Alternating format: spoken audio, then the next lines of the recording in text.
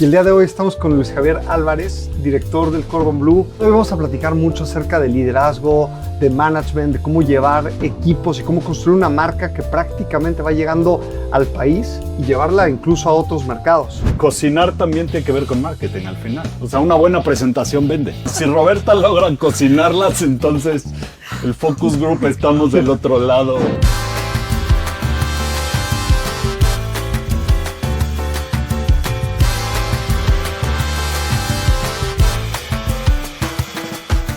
Y el tema es que llega un punto en el que la empresa lleva tantos años resolviendo el problema que nadie se acuerda cuál era el problema y termina vendiendo un producto. Y entonces es esto que decías, terminas vendiendo un producto que es el chile, el maíz, el el otro, pero pierden el qué estábamos resolviendo. Es que la mejor manera de tocar a tus audiencias y al público es contándoles una historia en la que tienes un protagonista y el protagonista nunca es tu empresa, siempre es el cliente. Digo, tú nos contaste. Tú no tenías nada que ver con la cocina, no tenías nada que ver con todo esto cuando llegaste, ¿no? Sí. ¿Cómo fue el camino a que acabaras como director del Cordon Bleu? El Cordon Bleu empezó a tener pláticas con la universidad para abrir la escuela en México.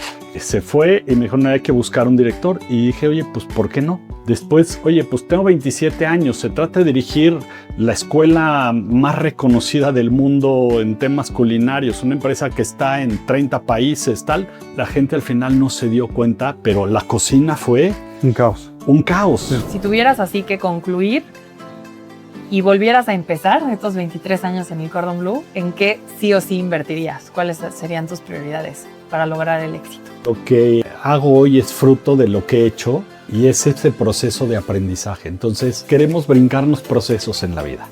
No despotriques de ningún proceso. Los procesos son súper válidos, ¿no? Y no hay que brincarse en ninguno. Hola amigos, ¿cómo están? Estamos nuevamente aquí en una edición más de Esto No Está en el Playbook. Y el día de hoy estamos con Luis Javier Álvarez, director del Cordon Bleu, además de escritor en Forbes y muchas cosas más. Ahorita lo vamos a ver. Pero el día de hoy vamos a platicar mucho acerca de liderazgo, de management, de cómo llevar equipos y cómo construir una marca que prácticamente va llegando al país y llevarla incluso a otros mercados. Y la idea de hoy es vamos a hacer algo un poco diferente porque vamos a cocinar, ¿no? Así es, así es. Bueno, muchas gracias por invitarme a estar aquí, bienvenidos a mi casa. Y uno de mis aficiones, profesionalmente me dedico a este mundo de la cocina, pero además es una afición personal que pues he ido mejorando quizás un poco, espero, con todos estos años que llevo. Sí, con la experiencia ahí, ¿no? Así es, son ya casi 25 años como director de Cordon Bleu en México, entonces pues más vale que algo se me pegue, caray. Y bueno, del otro lado está Roberta, que también ella está igual que yo en Black and Orange y pues nuestro propósito como siempre es crecimiento proactivo. Con impacto positivo humano. Entonces, pues vamos para la receta.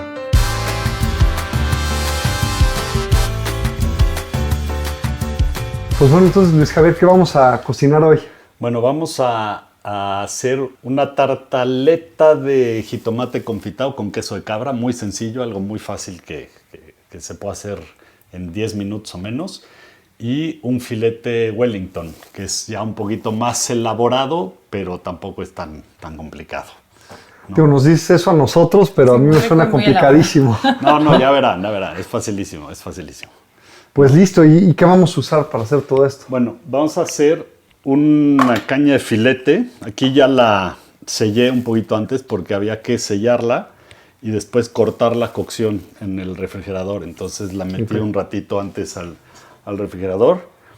Champiñones, que serán 500 gramos de champiñones, mantequilla, aquí hay una Gloria Cordon Bleu, pueden usar esa, queso de cabra para la tarteleta, unas crepas, ya les diré para qué, y jitomate confitado, que eso lo pueden encontrar en algunos de los súper, ya te lo venden así, o hay unos de lata deshidratados, pero son poquito más duros, pero si no, un rato en el horno y están, y un poquito de chale. Listísimo. ¿No? Y el paté, ¿no? Hay un poquito aquí hay un mousse de foie gras, le pueden poner foie gras normalmente, pero un poquito mousse de foie gras, ya verán para que al final en el Wellington. Y ese tiene que estar congelado, decías, ¿no? Congelado. Perfecto. Sí. Pues vamos a darle. A ver, Alan, entonces vamos a empezar. hay que picar champiñón fino para hacer una mirepoix, se llama, que es un champiñón finito que después vamos a meter con aceite de oliva y mantequilla y a que se vaya cocinando. ¿Lo más finito que pueda? Lo más finito. No tanto porque el jitomate reduce, el champiñón reduce bastante, entonces no importa. No importa, pero sí finito. Buenísimo. Le da. Y otra También, cosa que no importe también. Y mientras yo voy poniendo esto, voy calentando para irlo echando. Porque Un poco nosotros aceite somos de buenos oliva. para el marketing, pero no para aplicar. Ya platicaremos, pero cocinar también tiene que ver con marketing al final. O sea, una buena presentación vende. Claro. Un plato bien presentado vende y eso al final pues es marketing, ¿no? Me decían que son los 7 artes, la cocina. Sí, se habla de que es arte culinario y Y tal. luego como la danza y la presentación. Y... Sí, tiene lo suyo. ¿Así está bien o...? Así está perfecto. ¿Está perfecto? Sin miedo, vele dando Ok. así y ya estamos. Yo voy poniendo mantequilla en el sartén para ir después poniendo el champiñón. Y Roberta, tú me vas a ir ayudando con la tarta de jitomate confitado. Vamos a ir avanzando con eso. Hay que abrir esto, ponerlo en este bolsito. A tratar de hacer algo cremoso. Gracias. Ok, Aquí hay tijeras para cortar el paquete gracias. y ya está. Cremoso. Sí, que quede suavecito para manejarlo bien. Y después vas a ir armando tú las tartas. ¿Sale? Ah, súper, perfecto. Tú te vas a Gracias. encargar de esa parte. Excelente. Pues si no, lo está haciendo fatal. Luego cuando publicas esto y lo empieza a ver la gente empieza a comentar así de... Así de seguro. Mira. Ah, es que pica fatal. Sí, pero no te preocupes por lo que diga la gente. Clickbait. Sí, luego sí te pegan con todo, ¿eh, Roberta? Ten cuidado. Con los dedos ¿A mí? así, ya te... Sí, te vas a cortar. Exacto. Exacto. Ah, bueno, sí. A ver, sépase que yo no sé cocinar. Entonces, ese es como, yo estoy aquí para que probemos que son recetas muy fáciles. Exacto. Yo soy el Exacto. grupo de control. Sí, si Roberta logra cocinarlas, entonces el focus group estamos del otro lado. Correcto, todos los que vean esto lo pueden hacer. Funciona, ¿no? Pero nos vamos a asegurar que sepa rico. Muy rico, sí. Se van a ir cocinando con mantequilla, aceite de oliva. Y después ya le vamos a poner sal y pimienta y lo vamos a condimentar un poco. ¿Y mientras estarlos monitoreando? ¿O? Y mientras, sí. Ok. Esto pues sí, se van a ir haciendo poco a poco, Sí, se van reduciendo. Listo. ¿no? Vamos a ponerle un poco más de mantequilla, sin miedo, no se la van a comer toda ustedes, ¿no? Pero es lo que en la cocina francesa sin la mantequilla están perdidos. Por ejemplo, Bueno, la verdad es que a mí me gustan muchos temas de salud. O sea, yo leo mucho temas de salud y de todo esto. Y la verdad es que la mantequilla es de las grasas menos agresivas en temas de salud. Así es. Aunque antes no se sabía. Antes se penalizaba mucho la mantequilla, ¿no? Y te tapa y colesterol. Y se ha descubierto en estos Sí, que para nada. estudios que no, que son grasas. Dentro del mundo de las grasas son no saturadas, más saludables. Entonces, No, y aparte, el tema es que todo esto pasó del tema de que tapaba las arterias y todo, porque la asociación de todo el tema cardiovascular en Estados Unidos empezó a hacer autopsias en la gente sí, que se moría de los infartos. Entonces los abrían y encontraban grasa en las arterias. Entonces decían, no, es que es la grasa. sí, Pero al final de cuentas, después de muchos años, empezaron a reducir todo. De hecho, pues, hace 10 años todos nos acordamos que todo era low fat, sí, ¿no? sí, Y en marketing todo se vendía, o sea, todo le tenían que poner low fat porque si no, no se vendía. sí. Y al final lo que terminó pasando es que durante muchos años se cambió esto, pero no se redujeron los infartos, no se redujo las muertes, se empezaron a incrementar. De hecho, ahora acaba de cambiar apenas la pirámide nutricional en Estados Unidos ah, sí. y han invertido más hacia el tema de la proteína animal y las grasas animales. Sí, eso es lo más. La han mandado a la pirámide como algo saludable. Claro. ¿no? Sí, sí, O sí. sea, no evitarla como antes. Sí, porque el era. problema eran los carbohidratos, el problema Así era es. el azúcar. Así es. Entonces- Pero, por ejemplo, si tú ves los franceses, por ejemplo, ¿no? al final los que codifican la cocina son los franceses, ¿no? Las técnicas de cocina que se utilizan en todo el mundo hoy son las francesas. Comen mucha mantequilla, ¿no?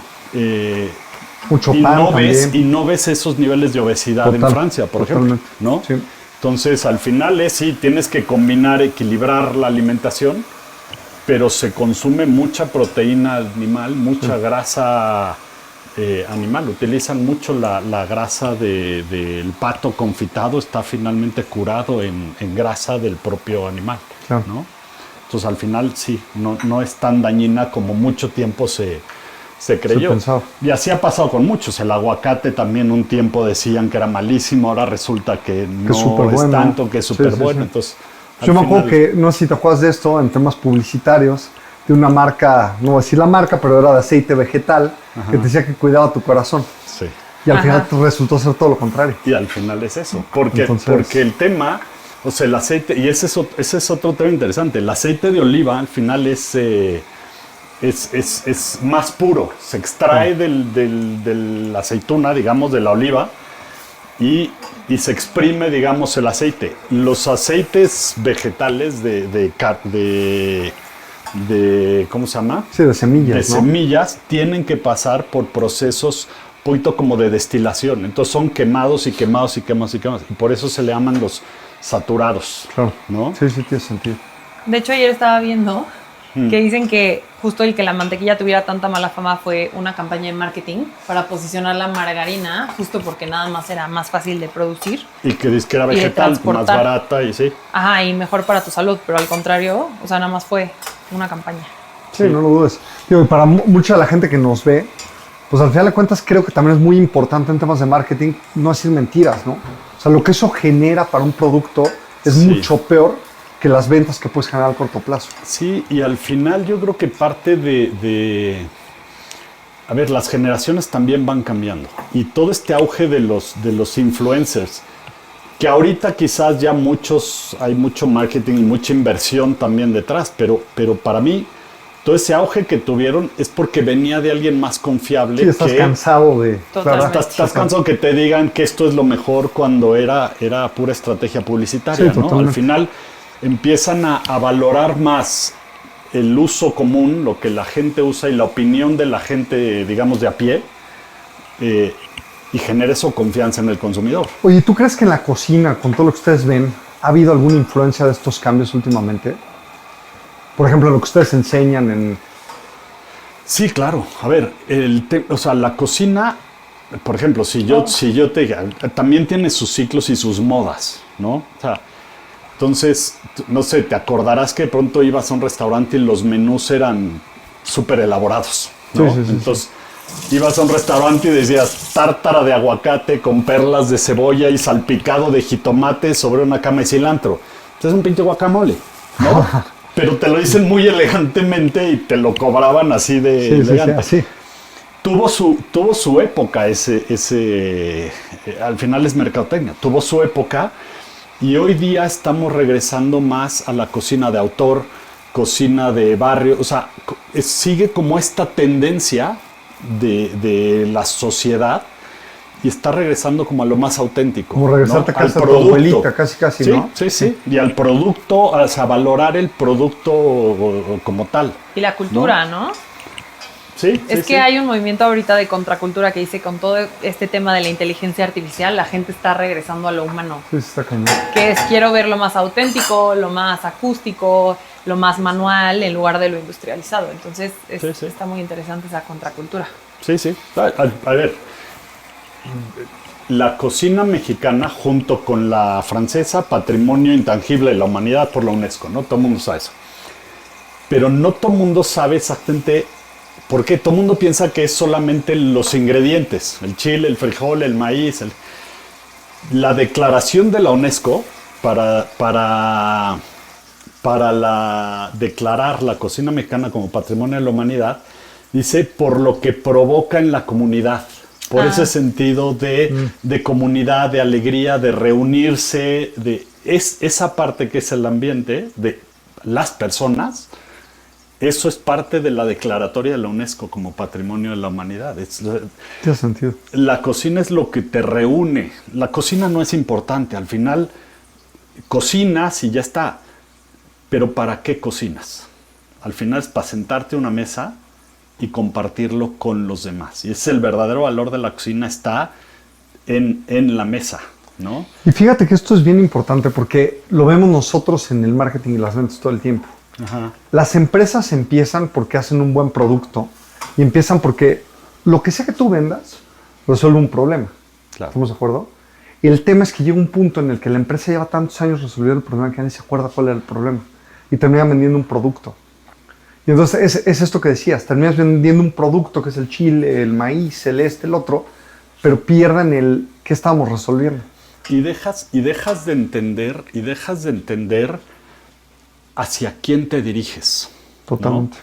Entonces, al final es eso, en el tema de un restaurante, tú puedes planear tu carta, tu menú y puedes decir, es lo máximo.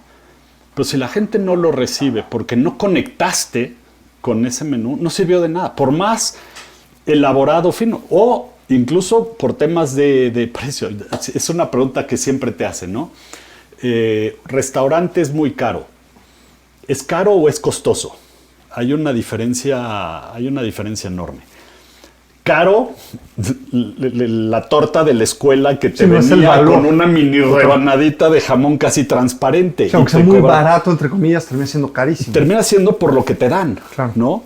Pero si vas a un restaurante donde el producto es de primera calidad, donde está bien hecho, te va a costar, pues sí te va a costar porque el producto lo vale. Claro. Entonces es un restaurante costoso, pero no necesariamente caro, ¿no? Si tú vas y te comes un taco de 80 pesos el taco, ¿no? Pues vas a decir, oye, está caro el taco, ¿no? A menos que sea de una carne tal, etc. Sí, wagyu con no sé qué, pues ya. Exacto. Pero entonces, también es así que hay restaurantes en las lomas vendiendo tacos en 200 pesos el taco, ¿no? Así es. Entonces, pero usan una carne que te va a costar. Entonces, es la diferencia entre caro y costoso. Sí, hace total sentido. Oye, perdón, ¿ibas a decir algo? No, cuando te dicen, este restaurante es malo, ¿cuántas veces has ido? ¿No? Para mí le tienes que dar 3 oportunidades. Porque igual fuiste y ese día pediste algo que no pediste. Entonces, regresas. Si después de 3 veces te va fatal, entonces puedes decir, este restaurante es malo. Fíjate que está. ¿No? El tema es que ahí regresamos al consumidor, regresamos al tema del marketing, porque el reto que tienen las empresas es que no se pueden dar el lujo de hacer una mala. Porque muchas veces ya la persona no va a regresar y se va a quedar con esa impresión. Entonces... Sí, y vuelves otra vez a lo mismo. Y es parte de lo que hoy día, es la realidad que hoy día vivimos, hablando de este tema de influencers y... Sí. O sea, al final alguien da una opinión y mucha gente se la puede creer. Claro. Y ha habido, a ver, si tú le preguntas a muchos de los chefs que son propietarios de los restaurantes, o sea, muchas veces les caen y les dicen, oye, yo soy influencer y no sé qué, déjame ir a comer a tu restaurante, es gratis y yo te...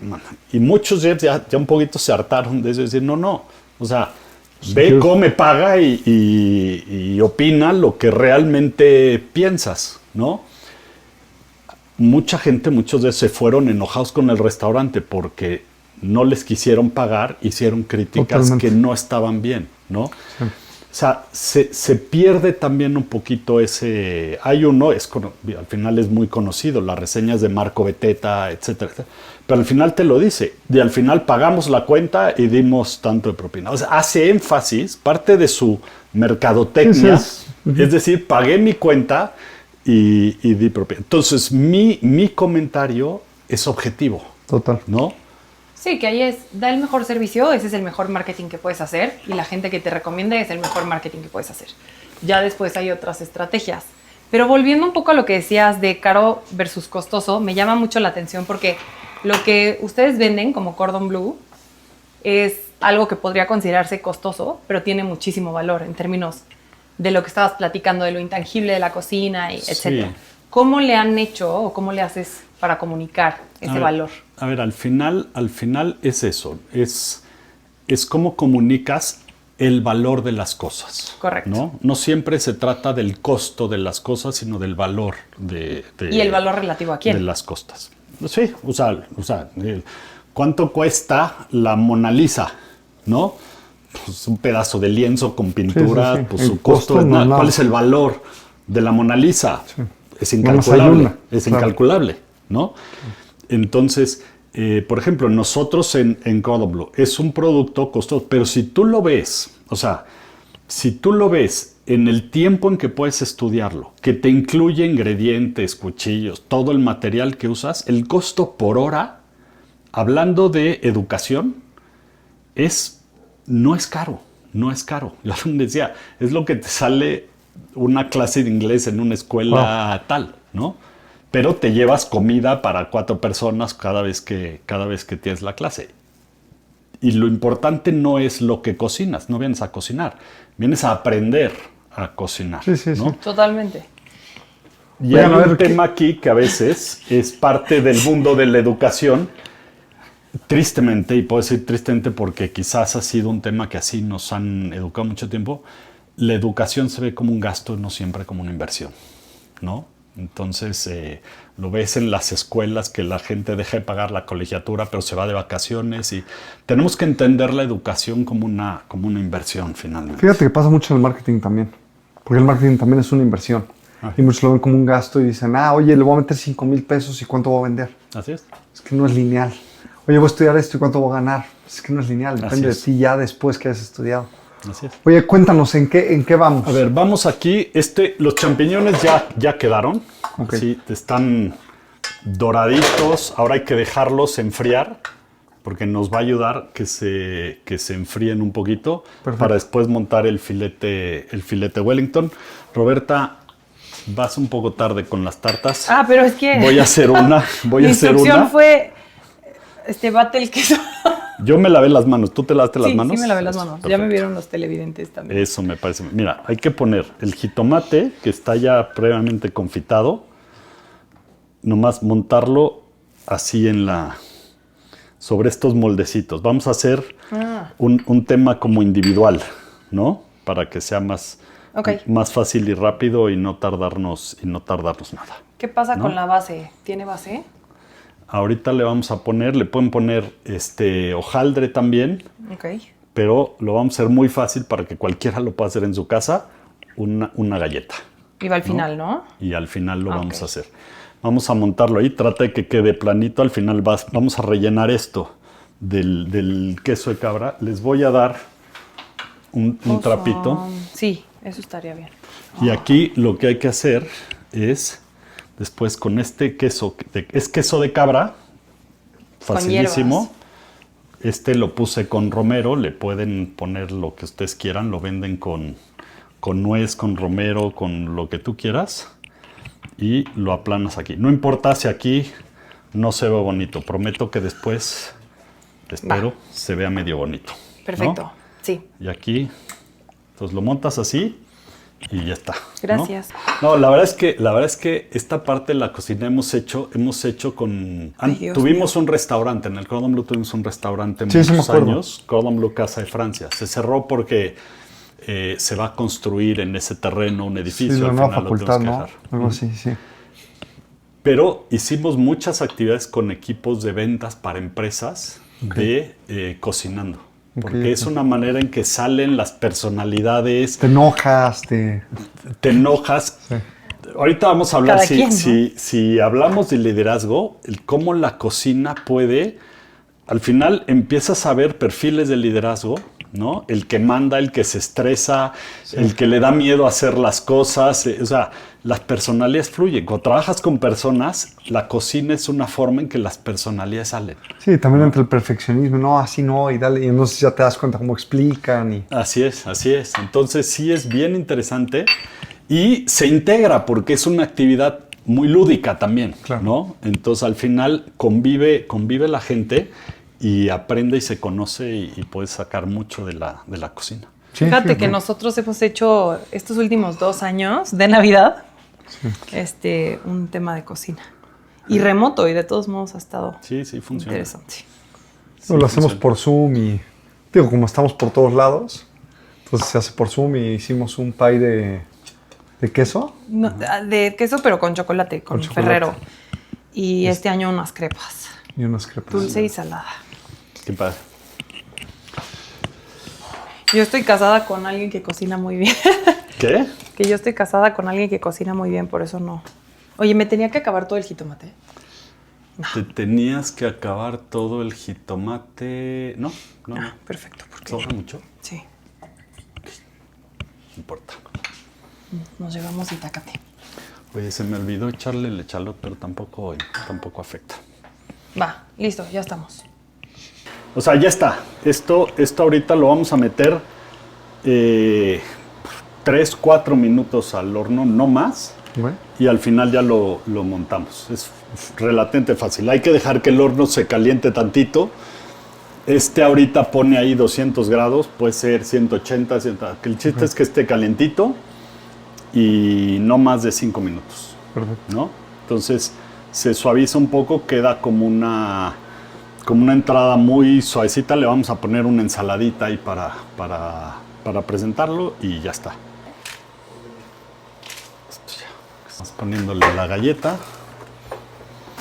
que al final es una galleta normal, puede ser, ¿no? Que también le va a dar a la hora que te lo comas un poquito de crujiente, Claro.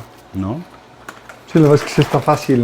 Está Sí, facilísimo. está muy pensaría. bueno el hack. Está facilísimo. Y vas a ver, queda bien bonito y el sabor es muy bueno. Entonces, para una entradita en tu casa, y la puedes hacer la puedes hacer en versión así chiquita, como la estamos haciendo, o en una tarta como para compartir.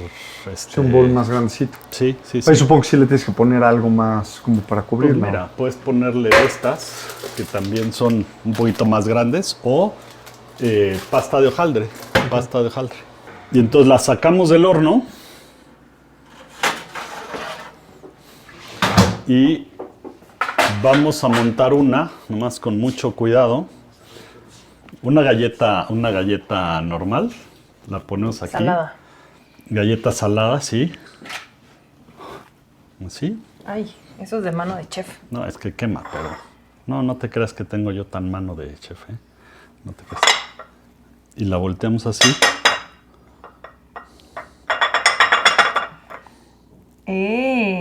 Queda algo así. Y le vamos a poner, como para decorarlo también tantito, un poquito de balsámico.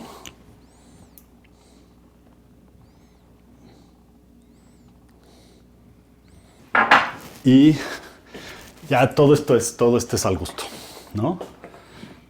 Ajonjolí. Y un poquito de ajonjolí. Y ya está. Facilísimo, rapidísimo. Se ve muy bien. Y ahora que lo prueben van a ver que está buenísimo. ¿Le doy? Sí, hay que hacer una masa delgadita. Más o menos el tamaño es este. O sea, Pero le tiene que dar la vuelta o vamos solo a cubre cubrir. por arriba. Hay que cubrir, con eso hay que cubrir esto.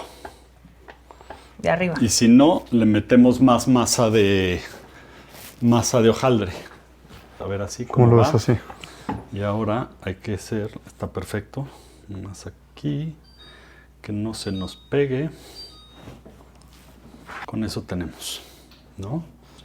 Y ahora vamos a hacer otra parte para la base.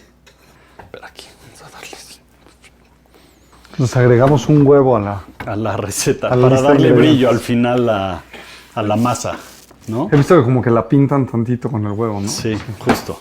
Sí, le da como brillo. Vamos a ir montando esto.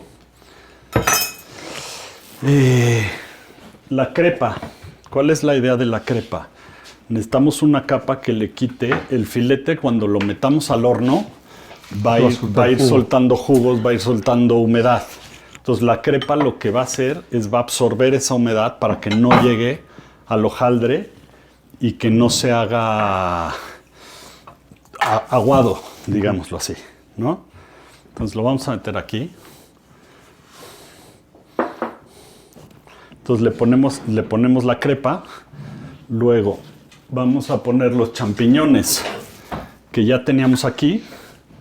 Vamos a ponerle una capa aquí muy, muy delgadita. en esta parte de abajo. Y vamos a montar el filete encima, ¿no? Aquí está. Luego, hay quien hace este filete con, en vez de la crepa le ponen jamón serrano. Okay. Uy, qué rico. Es muy común ver que hacen eso. A mí no me encanta porque lo sala demasiado. Entonces no me encanta. Y aquí, La crepa es como un hack, ¿no? Yo nunca lo había visto, la verdad. sí. Y aquí vamos a usar un cuchillo así medio largo y lo vamos a hacer una cruz en medio del filete. Aquí, en medio. Ok. ¿No? ¿Para qué? Porque ahí vamos a meter el foie gras. Y ahora lo que vamos a hacer es meterle, este quedó un poquito, a ver si lo podemos cortar esto. Lo que vamos a hacer es meter directo el foie gras en ese hueco que hicimos. Hay que un poquito como inyectar el foie gras. Va casi hasta el centro del filete. Sí, aquí le vamos a abrir otra crucecita aquí. Le metemos ya esta parte aquí. Entonces, al estar congelado, ¿qué nos va a ayudar? A que la carne cuando esté en el horno quede mejor de término. Que no se cosa tanto del centro. Entonces hay que ponerle ahora sí los champiñones aquí encima. Okay. Y ya. Igual una capa delgadita. ¿Eh? Igual delgadita, ¿no? La capa. Sí, o sea que cubra pues ya todos los champiñones que quedan ahí, ya los usamos. Así más o Exacto. menos. Ajá. Exacto, está perfecto. Le pongo también un poquito de esto, ¿no? También ahí. También le echamos ahí. Y ya está. Y esto vamos a ir también calentando el horno. 180 más o menos. Y el tiempo que va a estar ahí, o sea, ya es bien fácil, ya lo cerramos. Y el tiempo que va a estar ahí, pues nos lo va a decir el propio hojaldre, ¿no? Okay. Vamos a poner una crepa aquí encima para que sea igual, que la humedad no pase. Ok, y ahora yo voy a hacer es, lo voy sosteniendo yo la crepa y tú lo cubres con esa parte. ¿Con esta? Órale. Espérame así. Y si hacen un tiradero aquí, ahorita no importa, lo cerramos. Ahora sí va Entonces, todo encima. Así de... Así, que lo cubra todo. Ahí. Exacto. Y ahora lo que hay que hacer es cerrarlo, ¿no?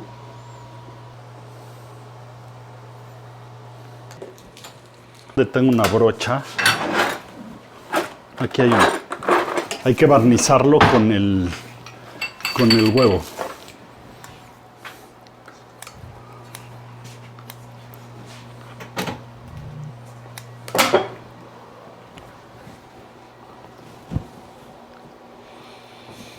Ahí está. ¿Qué tanto le...?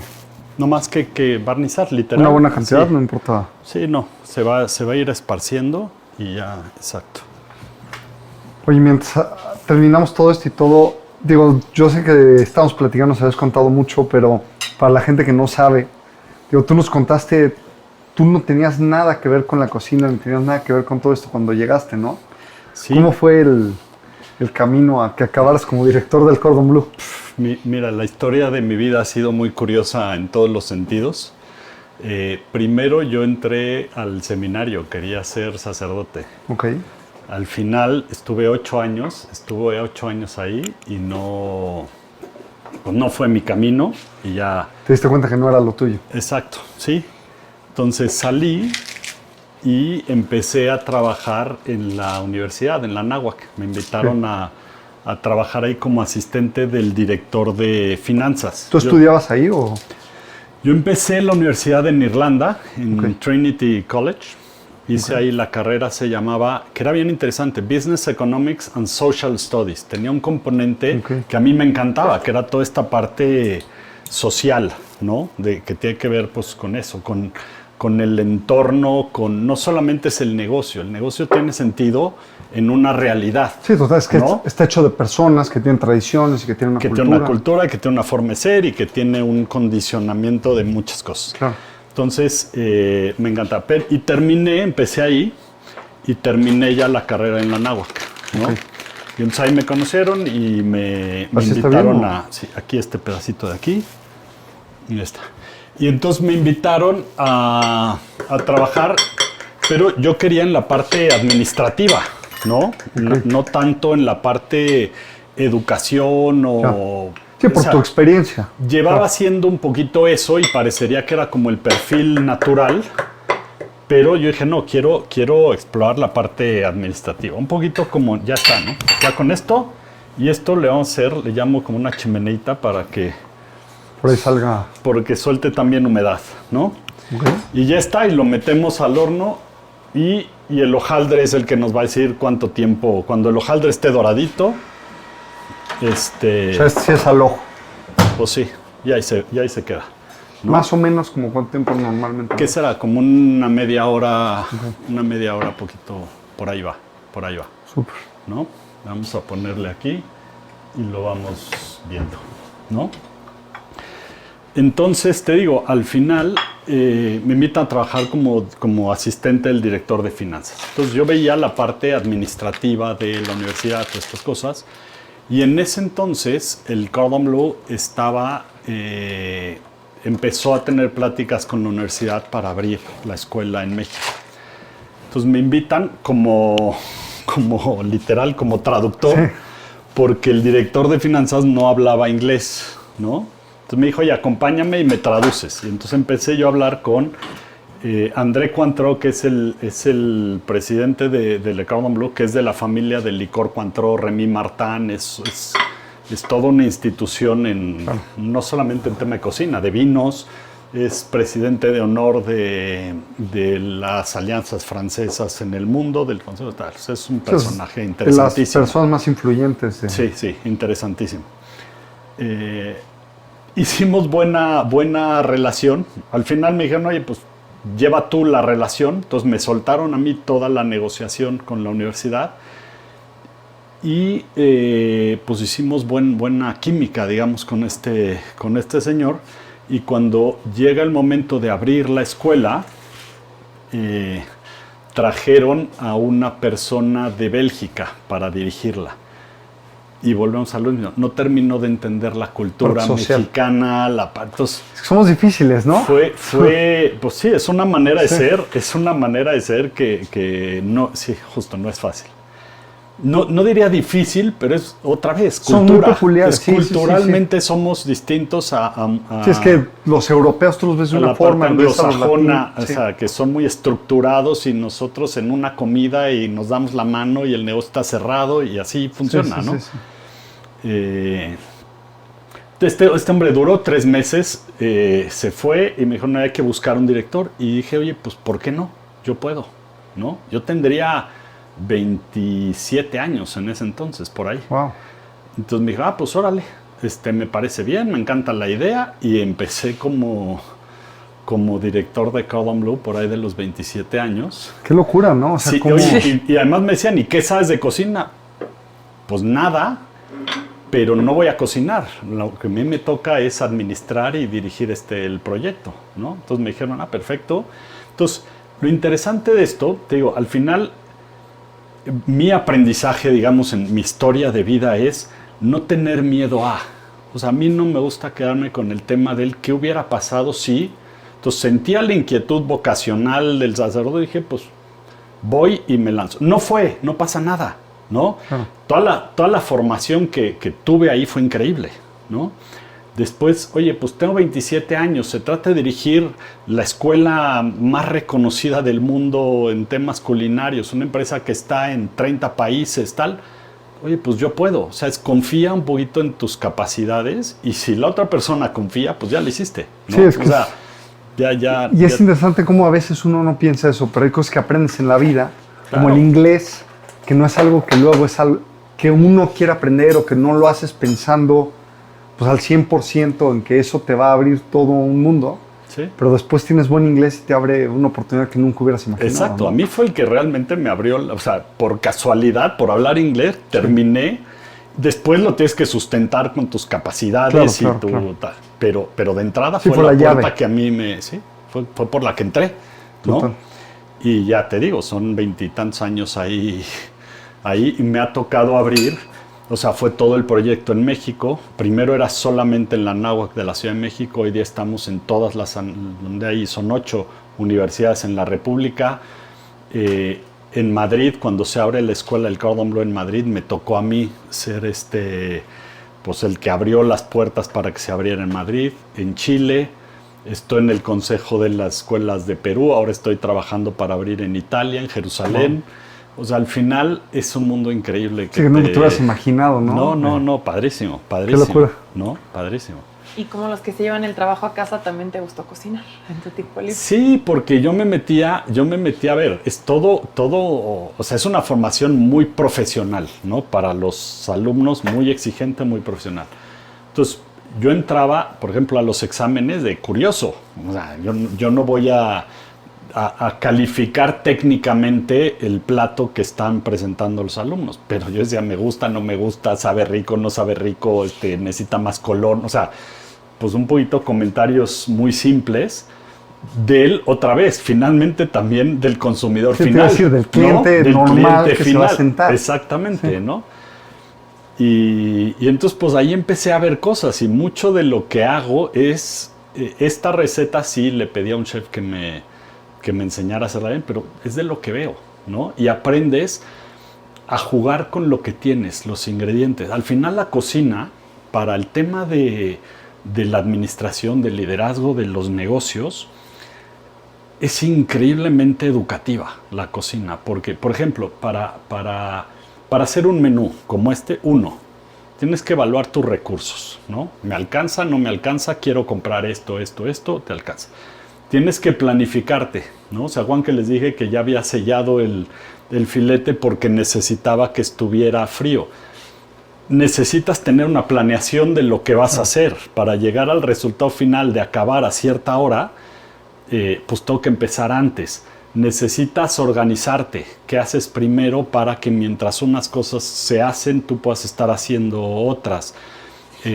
Necesitas disciplina.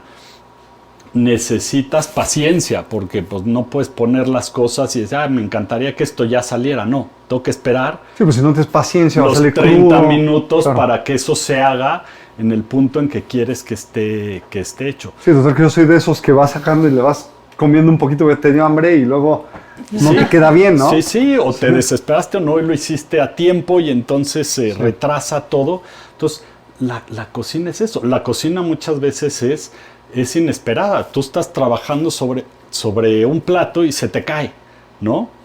Y hay un ejemplo padrísimo, me encanta ese ejemplo. Hay un chef muy famoso, Massimo Bottura, no sé si lo has oído. Fue uno de los chefs número 1 del mundo. Tiene un restaurante en Italia, la Osteria Francescana, bien. Y tiene un plato insignia. Mercadotecnia, tiene un plato insignia. Ese plato se llama Ups, se me cayó la tarta. Era una tarta de limón que se le cayó al mesero y se estrelló. O sea, la tenía presentada muy bonita y quedó estrellada. Y así la presentó el chef, porque hay que servirla, hay que sacarla. Entonces la presentaron y a la gente le encantó como una presentación muy moderna, muy disruptiva, muy tal. Claro. Y ahora eso es parte de su menú y se llama Ups, se me cayó la tarta al plato. Entonces, ¿cómo conviertes en la cocina todo lo que pasa es una oportunidad? Sí, es que es todo lo que ves en un negocio, porque es un negocio. Entonces tienes desde el costeo, tienes el pricing, tienes la parte del almacén, los insumos, la rotación de insumos, casi que una cadena de suministro, luego una cadena de producción, comunicación. Y en el lenguaje de la cocina, es militar. Hablas de brigadas, hablas del chef, del sous-chef, del capitán, o sea, es un lenguaje militar. Entonces las cosas... Sí, no sabía. Sí, y tienen que salir las cosas cuando tienen que salir. Tuvimos un ejemplo bien bonito. Mi generación sabrá quién es, ustedes no lo sé, pero había un mimo francés muy famoso, Marcel Marceau. Sí, no. Un mimo muy famoso, tal. Y hizo su gira de despedida mundial y en una de esas llegó a México y nos pidieron a nosotros que sirviéramos el banquete en Querétaro que eran 400 y cacho personas, tal. Entonces fuimos a hacerlo por la importancia. Estás hablando que era, no sé, el Pavarotti de los mimos, hasta algo muy de los mediático, payasos, ¿no? ¿no? Sí, sí, o sea, sí. era este nivel de personaje y de reconocimiento mundial. Bueno, era una cena, era una comida en un jardín, en un hotel en Querétaro, en Juriquilla, y todo montado, todo listo para en media hora tal, un aguacero se soltó de la nada, Wow. de la nada. Mete mesas, tal, quita, tal. La cocina, tú ya tenías los platos para salir. Retrasa todo, media hora tal, porque pues en lo que terminan de montar las cosas en otro lado. La gente al final no se dio cuenta, pero la cocina fue Un caos. un caos, Sí, sí, sí. ¿no? Y un circo. Pero al final eso es la cocina. Tienes que aprender a lidiar con cosas que no te esperas, ¿no?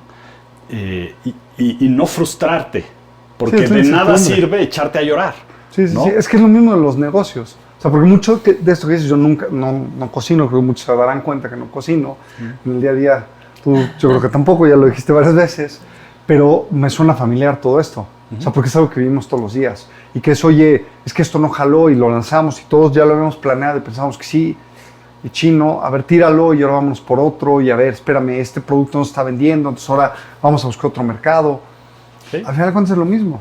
sí, sí. Entonces, pero sí nunca lo he visto desde esa perspectiva, que es una formación muy integral, porque muchas veces en el mundo de los negocios, cuando te formas tú en una escuela, te formas en administración, o te formas en ingeniería, o te formas en mercadotecnia, o te formas en, ventas, pues no hay ni formación.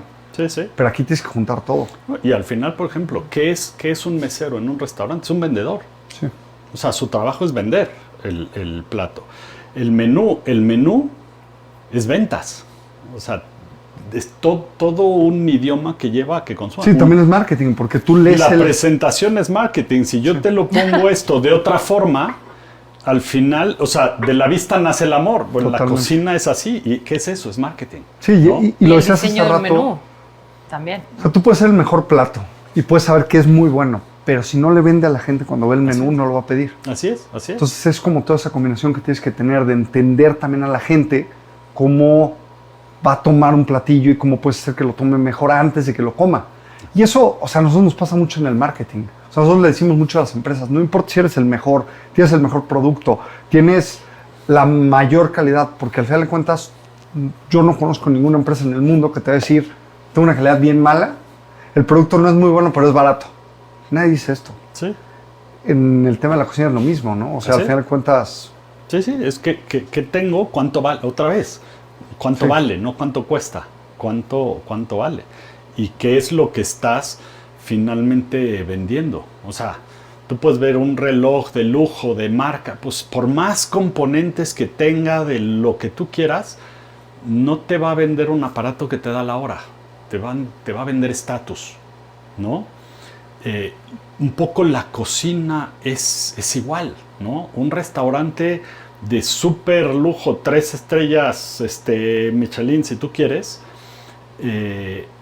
te va a vender no lo que te comas, ¿no? Que a veces son hasta La porciones experiencia. es la experiencia. cómo se ese es ve, todo cómo el se tema. siente, sí. Eso es lo que también dicen, que para darte una estrella Michelin es la mitad es la comida y la mitad es la experiencia, ¿no? Y eso al final es lo que te hace destacarte sobre los demás. No es ¿cuál es tu diferenciador? ¿No? Pues tienes que encontrar como negocio gastronómico, como hospital, ¿cuál es tu factor de No, diferenciación? es que como negocio lo tienes que encontrar, porque si no vende lo Siempre. mismo que los demás Así es. y se Así van a es. ir. Yo muchas veces digo cuando, o sea, muchos pongo ejemplos, ¿no? Y yo digo, hace cuenta, digo, se ven visiblemente de distinto tamaño los cuchillos. Ujú. Pero yo a mucha gente le he dicho, oye, ¿qué pasa si digamos que es del mismo tamaño? Ujú. Yo este lo vendo en 1000 y este lo vendo en 200. ¿Cuál compras? Pues así nada más de verlo, el de 200. Sí.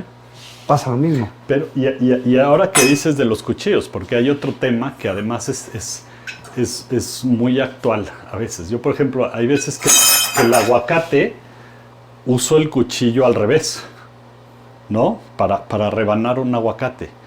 Porque esto es como la tecnología, son herramientas.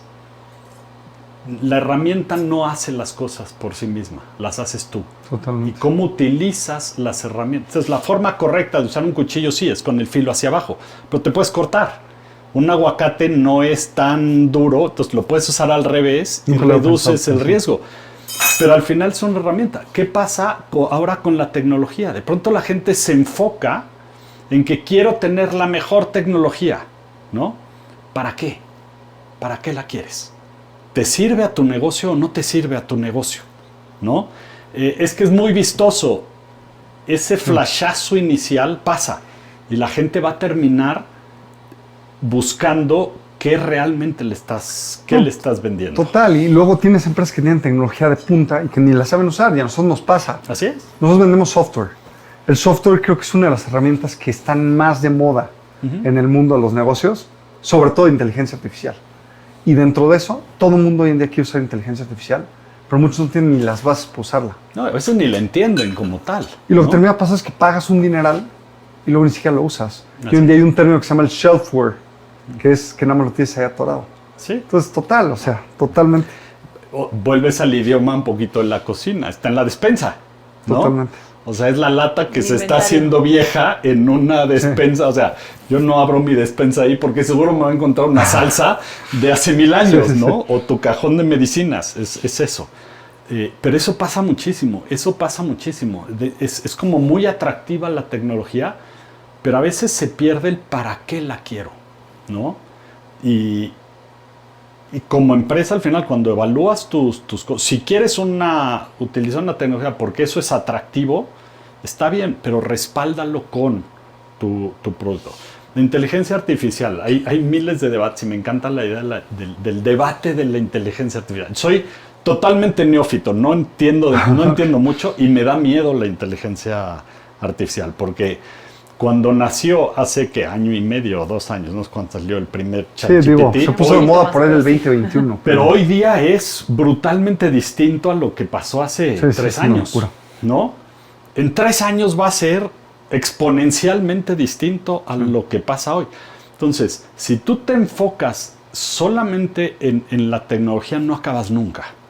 Sí. Pero si tú tratas de entender el porqué eso es lo que es sostenible en el tiempo. Entonces, el ChatGPT no es que te dé la respuesta, es qué preguntas. ¿Qué le preguntas a ChatGPT para que realmente le saques lo que quieres, lo que te es útil? Y eso está en las personas. Fíjate que nosotros tenemos un mentor que se llama Daniel Marcos y este cuate, ¿ibas a decir eso? No, ahí va otro líder más. Y él dice mucho que la estrategia se hace de lo que no va a cambiar. La estrategia en un negocio, en una empresa, en lo que tú quieras, se hace de lo que no va a cambiar nunca. ¿Por qué? Porque no puedes cambiar tu estrategia cada 3 meses que sale un nuevo software. Así es. Y las tácticas son las que se adaptan. Así es. Pero en un negocio, lo que realmente es importante del negocio es la estrategia. Las tácticas pueden o no estar. Y creo que tiene que ver con esto. Y además, y la estrategia enfocada ¿a qué? A la experiencia del usuario. Siempre, sí, total. Ese es el tema. Porque ahí hay otro libro que se llama Story Brand y es un libro de Donald Miller que lo que te dice es que la mejor manera de tocar a tus audiencias y al público es contándoles una historia en la que tienes un protagonista y el protagonista nunca es tu empresa, siempre es el cliente. Pero muchas empresas dicen, soy el que más años de experiencia tiene, soy el restaurante número 1. A la gente no le importa eso. Sí. A la gente le importa cómo lo vas a hacer sentir a él. Exacto. Entonces, totalmente de acuerdo. Que es lo que va a decir, es que eres el número 1 porque yo soy el número 1.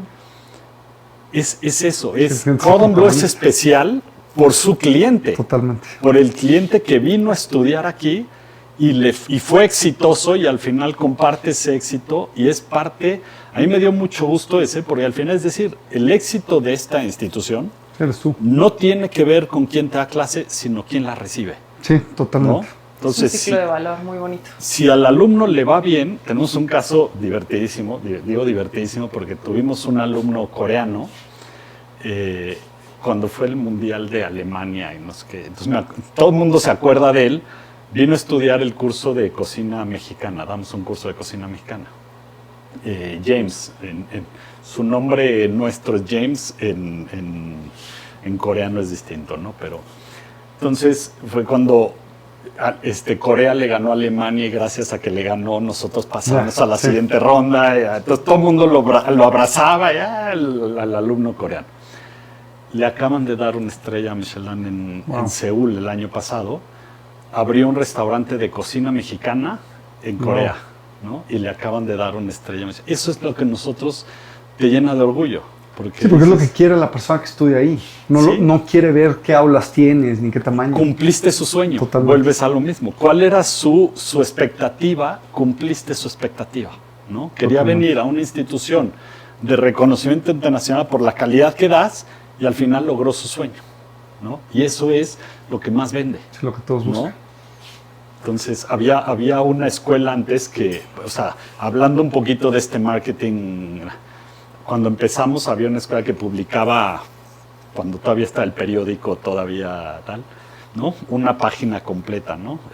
Escuela tal, chef en 6 meses, chef internacional, 9 meses, chef universal, 12 meses, puta, dices año y medio y eres interplanetario, güey. O sea, te venden una expectativa que no siempre se puede llegar a cumplir. Sí, cuando no se cumple eso a corto plazo, te afecta mucho más. daño, Y además hay un tema, que no solamente dañas, o sea, no solamente afectas a la persona que no cumple su expectativa, puedes dañar la industria, puedes dañar la sociedad. O sea, a mí me han llegado chavitos que dicen, soy chef, ¿cuándo saliste de la escuela? No, pues el semestre pasado. No eres nadie, ¿no? O sea, a nosotros les decimos, a ver, tú no sales de aquí siendo chef, sales con todas las posibilidades de serlo, pero no eres un chef, necesitas tiempo, paciencia, recorrido en la cocina. Sí, yo voy a contar una anécdota y de ahí ya los dejo para que pasen a probar la comida, porque ahorita Roberta nos va a contar qué tal estuvo todo,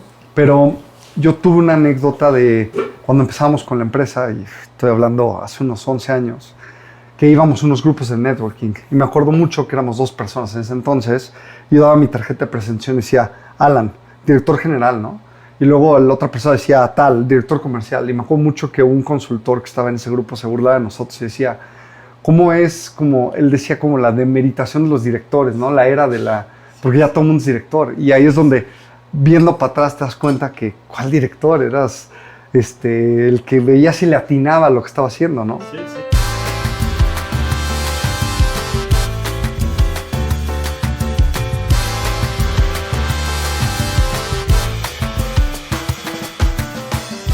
Ay, pues muchas gracias por invitarnos a tu cocina y a tu mesa. Está increíble todo. No sé, ustedes no lo pueden ver, pero todo tiene detallitos preciosos, estos de cordon bleu. Los cuchillos son del cordon bleu. Creo que ni lo estoy pronunciando como tiene que ser cordon bleu. Esta fue una colaboración con Christophe. Sí, son unos cubiertos bien bonitos. Está muy bonito todo. Muchas con gracias. el logotipo, están aquí marcados con el logotipo del cordon bleu y los cuchillos son la marca ahora que los alumnos cuando estudian les damos todo cuchillos. ¿Ah, sí? Se llevan todo cuchillos y entonces son también de cordon bleu. Pues vamos a probar antes A ver, de seguir ojalá para te que la guste, gente vea ojalá te guste. cómo nos fue. El término creo que quedó bastante bien. Se ve muy rico todo. La tarta, que fue mi responsabilidad. A ver la tarta.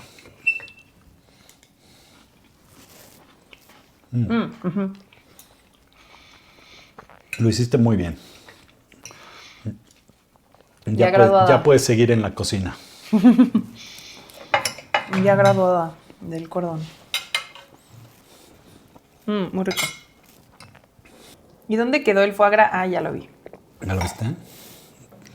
Pero eso ayuda a que la carne y va a ser el sabor le queda... Y queda buenísimo. Y el hojaldre está crujiente, no se humedece por la crepa. No pensaba que me fuera a gustar tanto, fíjate. No soy tan carnívora, pero está ¿No? riquísimo. Híjole, yo sí. Nos has hablado muchísimo de temas de liderazgo y de aprendizajes que has tenido, pero ¿cuál crees que ha sido el mayor aprendizaje en la cocina y en el liderazgo que has tenido en toda tu trayectoria? A ver, son muchos. Porque, como les decía hace rato, la cocina te enseña te enseña muchas cosas. Y yo creo que el principal, si tú me dijeras, es la resiliencia, que por un lado es un término ahora medio muy de moda. Sí. Pero al final es ese proceso de adaptarte a las circunstancias, ¿no? Que en tema de los negocios o de la misma vida, tú puedes planear todo lo que quieras planear, pero a veces las cosas no salen como esperas, ¿no? Y la cocina no te perdona. La cocina tiene que salir sí o sí, ¿no? Entonces, a veces hay imprevistos, a veces se va la luz, se apaga el gas, deja de funcionar algo y te tienes que adaptar. Trabajo con grandes profesionales que me han enseñado mucho eso, ¿no? Un ingrediente que pronto abres un vino y se avinagra, ¿qué haces? Tienes que utilizarlo para algo. Entonces, empiezas a saber utilizar lo que tienes en tu entorno para resolver los problemas, ¿no? Y al final de eso se trata los negocios y la vida, ¿no? Tú puedes tener, imagínate el año de la pandemia, ¿no? Tú tenías tu planeación estratégica perfecta y de pronto te cae una cosa de estas. ¿Qué haces? ¿No? ¿Cómo te adaptas a esa realidad? ¿Cómo aprendes a saberla llevar? Si te tiras a quejarte, no lo resuelves y fracasas. Entonces no se trata de quejarse, se trata de decir, ¿qué me pasó? No lo tenía contemplado, ni siquiera era mi culpa, ni siquiera tal, pero tengo que lidiar con esto, ¿no? Y eso al final la cocina te enseña en el momento a saber resolver temas inesperados. Y tú has hecho eso mucho con las oportunidades, ¿no? O sea, te han llegado cosas que tal vez no pensabas o tal vez no esperabas, pero te has echado mucho para adelante. Y creo que eso es algo que a veces se nos olvida, que podemos tomar decisiones y después, si no funciona, volverlo a intentar. Justo, sí. O sea, al final hay quien le dice, no, es que suerte, ¿no? La suerte. Yo no sé si creo tanto en la suerte o que se te presentan, como tú, las oportunidades y confiar en ti mismo para decir, oye, pues sí puedo hacerlo, ¿no? Y si me equivoco, no pasa nada, ¿no? O sea, aprendes al final. El gran maestro de la vida es el error. Entonces, pero tienes que, si tú tienes miedo a equivocarte, posiblemente no te vas a equivocar, pero no te vas a equivocar porque no vas a hacer nada. Correcto, no te vas a mover. ¿No? Entonces, a ver, yo he tenido errores fatales, ¿no? 25 años como director, pues no puedo pretender que mi trayectoria haya sido perfecta, pero creo que hay una cosa que además le da valor al error. Reconocerlo personalmente y reconocerlo públicamente, ¿no? Okay. Alguna vez le he tenido que decir al presidente de Cordon Bleu, oye, es que pasó esto y fue error mío. Yo no me di cuenta de esto. Y me lo dijo, mira, qué bueno que tú lo aceptas porque sí, evidentemente fue tu error. Le digo, sí, o sea, no era algo que, no es que fuera como tal mi error, pero yo como director tenía que estar al tanto de esa situación y era mi responsabilidad. Entonces, si tú asumes tus responsabilidades, no culpas. Aquí no, luego como que nos gusta mucho decir es tu culpa. No hablemos de culpa, sino de responsabilidades. Entonces, es mi responsabilidad y la asumo. Si tú aprendes a hacer eso, creces, ¿no? Y vas, ya no te vuelve a pasar, ¿no? Entonces, para mí pero hay quien trata de evadir esa responsabilidad. No, es que yo no fui, es que fue el otro, es que mi subordinado hizo tal cosa y pues, sí, pero tú eres el responsable, ¿no? Sí, no, ese no es el camino para crecer. Dicen que un líder tiene que trabajar para su equipo y no al revés, ¿no? Así es. Y hay otro principio como director, por ejemplo, el delegar sin supervisar es abandono, ¿no? Abdicar. Entonces, tú puedes delegar funciones porque no tienes las posibilidades de hacerlo todo, ¿no? Pero tienes que supervisar, tienes que saber qué está pasando, ¿no? Si no lo haces, porque es que se los encargué, tú estás abandonando una cosa que es tu responsabilidad, ¿no?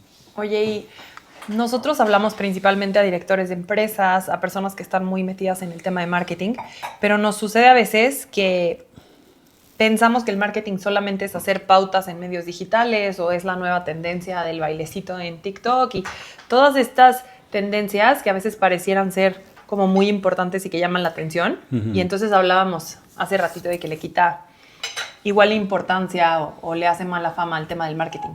Pero en tu experiencia, ¿cómo ha sido toda esta parte de 23 años, que seguramente ha cambiado un montón, de entender que el marketing es parte de todo lo que haces dentro del negocio? A ver, todo lo que hacemos es marketing. Y deja un ejemplo que me dieron en la universidad y que lo tengo muy presente. Tú me dirías que DHL es competidor de Disney. A priori no. Pero ¿qué pasa si tú hablas a DHL a preguntar porque un paquete o lo que sea y te tratan mal? Y tu siguiente llamada hablas a Disney, por poner dos extremos, y te tratan muy bien. ¿Cuál es tu impresión de las empresas?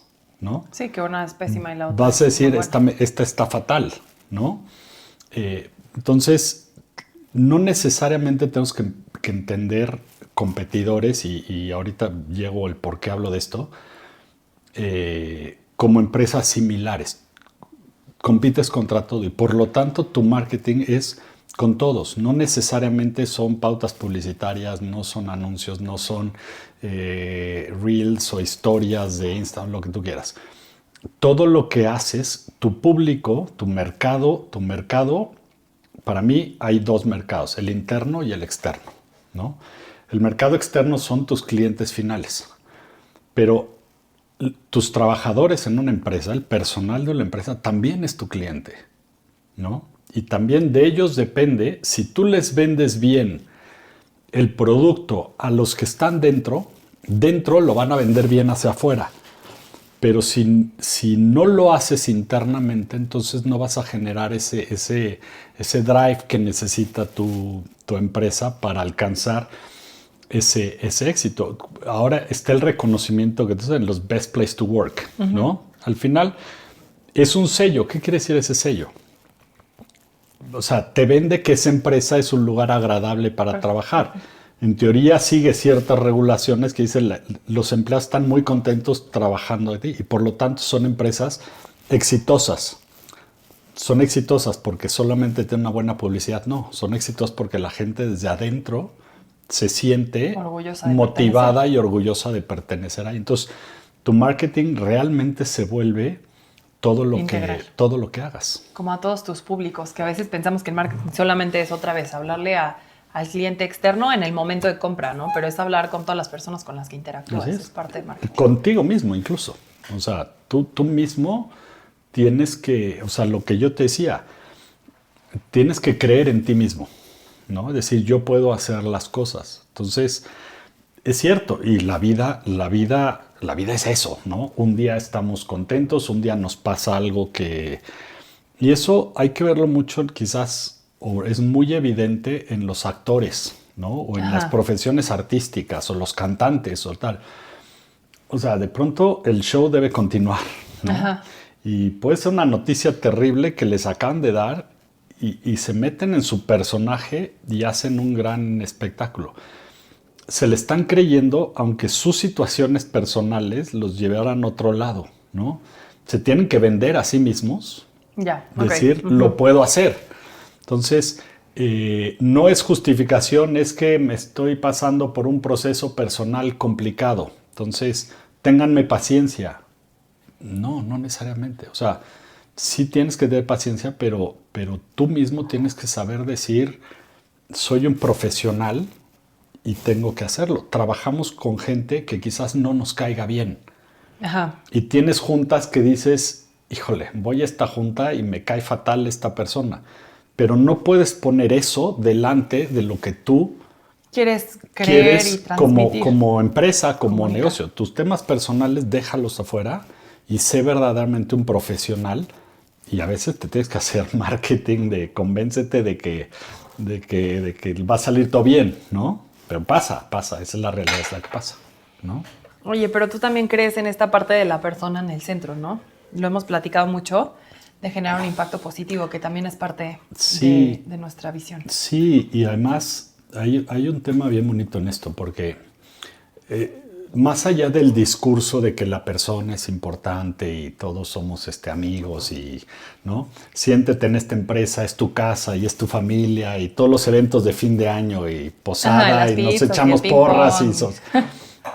o sea, sí está bien, pero si no está respaldado por acciones dentro de la empresa, y te pongo un caso que además cuando abrimos, tuvimos un restaurante en Cordon Bleu Casa de Francia, una alianza con la Embajada de Francia.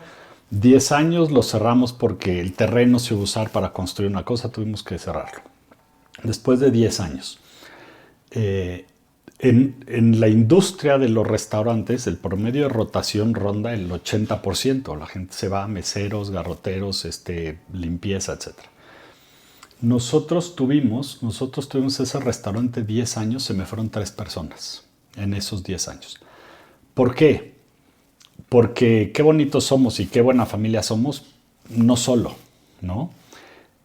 Lo primero que yo hice cuando abrimos este restaurante, yo le dije al presidente del Cordon Bleu, le dije, a ver, yo no pago sueldos mínimos, o sea, sueldo mínimo, ahora las cosas han cambiado un poco y tal, pero no era un sueldo con lo que yo creo que una persona pudiera vivir, digamos, dignamente, ¿no? Casi todos los negocios de restaurantes pagan sueldo mínimos más las propinas y la gente compensa con propinas. Y a muchos les va muy bien.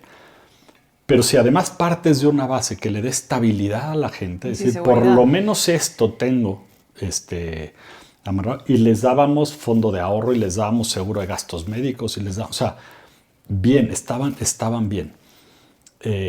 No solamente nos fueron, se quedaron el día que tuvimos que cerrar, que ya iban a tirar el lugar prácticamente, o sea, estaban barriéndolo y decían, es que esta fue nuestra casa por 10 años y queremos dejarla bien. O sea, ahí hay una integración, pero porque también los trataste bien como personas, y tratarlos bien como personas no es solamente echarles porras o la insignia de eres un empleado del mes. Sí, de dientes para afuera. No, págales decentemente, y eso al final dices, es que son gastos y eso me va a incrementar mi nómina y eso va a tal. Pero cuando tú logras en un restaurante, por ejemplo, una estabilidad con la gente, tu calidad se va a mantener. Y cuando tu calidad se mantiene, el cliente regresa y regresa y regresa. ¿Cuántos restaurantes no te ha tocado ir que, híjole, es que este pastel es buenísimo? Regresas y ya no está igual de bueno. ¿Por qué? Porque cambió el que lo hacía, ¿no? Chino, ya no está igual de bueno. Y la gente deja de ir a esos lugares. Cuando tú eres constante, se paga solo, ¿sabes? Y hablas de algo bien importante que es pensar a largo plazo. Creo que lo que nos encontramos nosotros muchas veces es que queremos resultados inmediatos, ¿no? Tenemos una cuota de ventas, queremos cerrar esto, queremos corregir cosas que igual y no estábamos haciendo de manera proactiva y nos volvemos personas muy reactivas. Así somos muchas veces los seres humanos, ¿no? Ya hasta que lo que tenemos aquí reaccionamos. Pero hablas de cosas muy importantes como, o sea, pensarlo con estrategia. O sea, ver el tratar a la persona en el centro desde el principio y verlos a largo plazo. No es algo pasajero, sino es algo que permanece. Hablas de que esto no es un gasto, sino una inversión.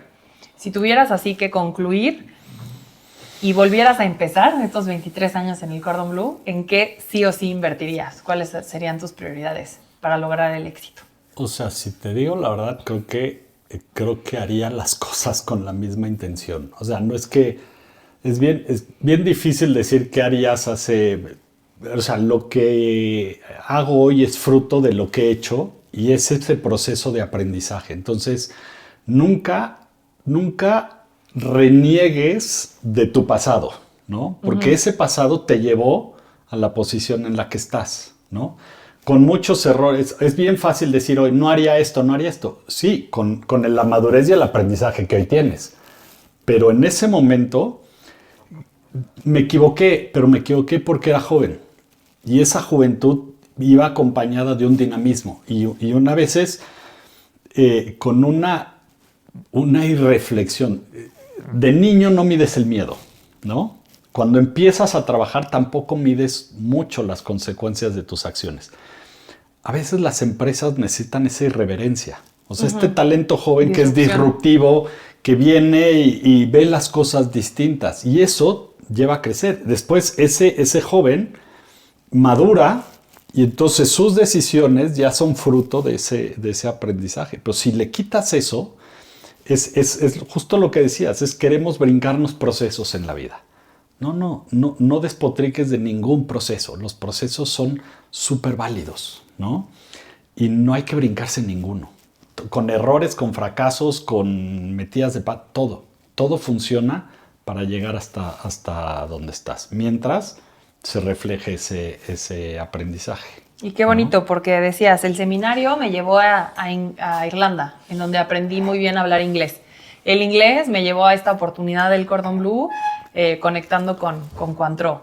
El Cordon me llevó a explorar esta pasión culinaria y bueno, todo y eso y muchos años después nos trajeron a disfrutar esta comida. Y esta visión del valor de las personas, ¿no? Porque decías, o sea, hoy día nos rodea la inmediatez, ¿no? Todo tiene que ser ya rápido.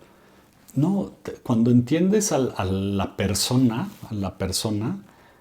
y cómo pensamos, necesitas darte el tiempo y la reflexión de plantear todo, ¿no? No es, cuando tomamos decisiones a las carreras son las peores decisiones que puedes tomar, ¿no? Entonces, date el tiempo para pensar las cosas, ¿no? Perfecto. Pues muchas gracias. Vamos a comer que se enfría. Gracias a ustedes. Gracias. Gracias por todo.